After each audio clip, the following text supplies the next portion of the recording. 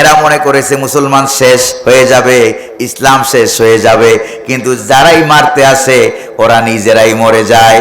আফগানিস্তানে মার খেলো আমেরিকা, যদি বলেন ঠিক কিনা? এখনো ইরানের কাছে আমেরিকা মার খাওয়ার উপক্রম হয়েছে, বারবার আব্বা ডাকতেছে, জোরে বলেন ঠিক কিনা?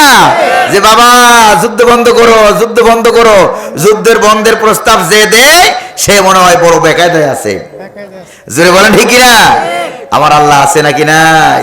ওই যেখানে যেহেতু আইসে এখন আবার মাঝে মাঝে কথা কয়, ওই স্থল ভাগে দিয়ে নাকি তারা আক্রমণ করবে, সরাসরি তাদের হেলিকপ্টার থেকে বিমান থেকে আইসা ইরানে নাকি আমেরিকার সৈন্য নামবে, ইহুদির বাচ্চারা নামবে, যারা সন্তানেরা নামবে, জোরে করে নাউজুবিল্লাহ। এরপরে নাকি মুসলমানদেরকে মারবে। আবার আমার বাংলাদেশে কিছু কিছু বিলাতি হুজুর আছে, জোরে কোন আছে নাকি নাই? কিছু কিছু বিলাতি হুজুর আছে, কত দরদ, কত মহব্বত, কত ভালোবাসা ইহুদিদের প্রতি, জোরে কোন ঠিক কিনা? যারা ইহুদিদের দাদন খায় তারা ইহুদিদের পক্ষে কথা কয়, আর যারা মুসলমান হক্কানি আলেম তাদের পক্ষে কখনো ইহুদিদের পক্ষে কথা বলা সম্ভব নয়, জোরে বলেন ঠিক না? ওরা কথা বলতেছে ইহুদিদের পক্ষে, এরা কথা বলতেছে কাদের পক্ষে?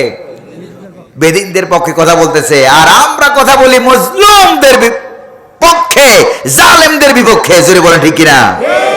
এবার আপনারা বলেন ইরান মজলুম কিনা বলেন তো আপনারা? ইরান মজলুম, ফিলিস্তিনের মুসলমান ভাইয়েরা মজলুম, জোরে বলেন ঠিক কিনা? এখন তারা বলতেছে ইরান তো শিয়া। আরে ভাই, কয়েকদিন আগে এই যে ফিলিস্তিনের মুসলমানগুলি যে ধরে ধরে মারলো, ফিলিস্তিনের কয়েক বছরে প্রায় 70,000 থেকে 1 লক্ষ মুসলমান মেরে ফেলাইছে ইসরায়েলের ইহুদিরা, জোরে কোন ঠিক না? এবার আপনারা বলেন ফিলিস্তিনের মুসলমানরা কি শিয়া ছিল না মুসলমান ছিল? এরাও ছিল মুসলমান। তখনও আমাদের বাংলাদেশে কিছু কিছু বিলাতি হুজুর, ওই যে মনে আছে কিনা, এই বিলাতি হুজুররা তখনও কিন্তু ইসরায়েলের পক্ষে কথা বলেছে, জোরে বলেন ঠিক না? এরা মনে করেছে ইসরায়েলের পক্ষে কথা বললে হয়তো এদের হায়াত বেড়ে যাবে, টাকা পয়সা বেড়ে যাবে, মাল সম্পদ বেড়ে যাবে। আর আল্লাহ পাকের নবী কি বলেছেন?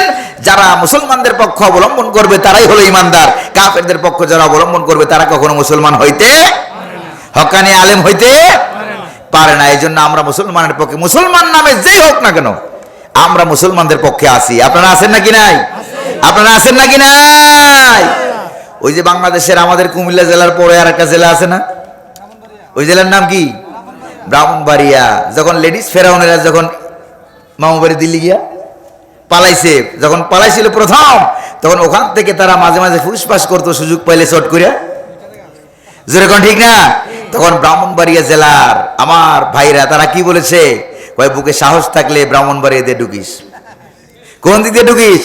দেখবি টেডা কারে বলে, কত প্রকার ও কি কি, জোরে বলেন ঠিক কিনা? এবার আমেরিকা ইরানে নাইমা দেখো, নামার সুযোগটাও পাবা না, জোরে বলেন ঠিক কিনা? ইরান, ইস্পাহান, বিরাট বড় বড় আলেম ছিলেন ইরানে, জোরে বলেন ছিলেন না? পারস্যে বড় বড় আলেম ছিলেন, শেখ সাদি রহমতুল্লাহ আলাই, পারস্যের অনেক বড় বড় আলেম ছিলেন, সবগুলি ছিল ইরানে, জোরে বলেন ঠিক কিনা? প্রিয় ভাইরা আমার, এই জন্য আমরা মুসলমানদের পক্ষে আছি। মুসলমান কখনো কাফেরের পক্ষে যাইতে পারে না। কিন্তু আর সাধারণ মানুষ গেলে একটা মনের বুঝ দিতাম, আলেম হইয়া কেমনে যায় এটা আমার বুঝে আসে না।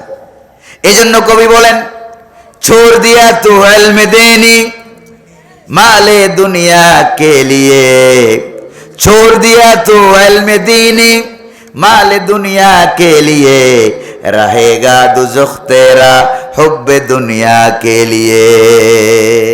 को दुनियार ফুলুস ভাইয়া, এটা বুঝেন তো? এটার নাম কি? এটার নাম কি? ফুলুস। আরব দেশে বলা হয় ফুলুস, মিশরে বলা হয় ফুলুস, সৌদি আরবে বলা হয় ফুলুস। প্রিয় ভাইরা আমার, এই নিদর্শনটা দেখাইলে সারা পৃথিবীতে সব মানুষেরা বুঝে, মানি, বুঝে কিনা বলেন? এটা বুঝে, কিন্তু এইটা পাইয়া এটা যেদিকে পায় সেদিকে যায়, যেদিকে পায় সেদিকে যায়। আর আল্লাহ পাক বলছেন, ক্ষমতা দিয়া আমি তাকায় থাকি কি করো।